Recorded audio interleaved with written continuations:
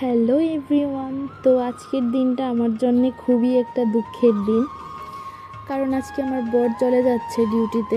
আমি সঙ্গে যেতে পারবো না, বিকজ আমার এক্সাম শুরু, তাই আমারও ভীষণ মন খারাপ হচ্ছে। আমার বড়রও মনটা অনেকটাই খারাপ। তো এখানে আমরা সবাই মিলে ব্যাগটা গুছিয়ে দিচ্ছি। আজকে বরের পছন্দ মতনই রান্না হয়েছে। বর যেদিন চলে যায় সেই দিন আমাদের বাড়িতে বরের পছন্দ মতনই খাবারটা রান্না হয়। তো সবাই মিলে একসাথে ভাত খাওয়া হয় এই দিন। এখানে বর রেডি হচ্ছে, কারণ সময় মতো এয়ারপোর্ট গিয়ে পৌঁছাতে হবে। তো আমি আর মাও যাচ্ছি বরকে ছাড়তে। তো এই মুহূর্তটাতে যে কতটা কষ্ট হয় বরকে ছাড়তে, তা বলে বোঝাতে পারবো না। যাদের এইরকম মুহূর্ত আসে জীবনে তারাই এটা বলতে পারবে।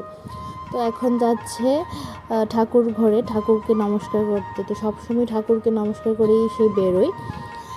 ঠাকুর নমস্কার করলে নাকি ওর দিনটা খুবই ভালো কাটে। তো এখানে আমাদের গাড়ি এসে গেছে, তো যাওয়ার জন্য রেডি। আর যাওয়ার দিনের সময়টা যে খুব তাড়াতাড়ি কেটে যায়, কিভাবে যে কাটে আমি তো বুঝতেই পারি না। এক মান্থ কীভাবে কেটে গেল বোঝাই গেল না। তো এখানে এসে গেছি আমরা এয়ারপোর্ট। এই এক মান্থ প্রচুর ঘুরেছি, অনেক মজা করেছি, এইগুলি স্মৃতি হয়ে থাকবে।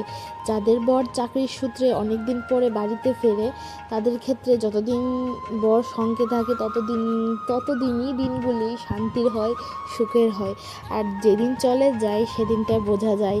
ঘরগুলি এত ফাঁকা ফাঁকা, বাড়ি এত ফাঁকা লাগে, সব কিছু যেন কেমন হয়ে যায় জানি না। তো এখানেই আজকে ব্লগটা শেষ করছি। আবার দেখা হচ্ছে নেক্সট ব্লগে। Tata, bye bye.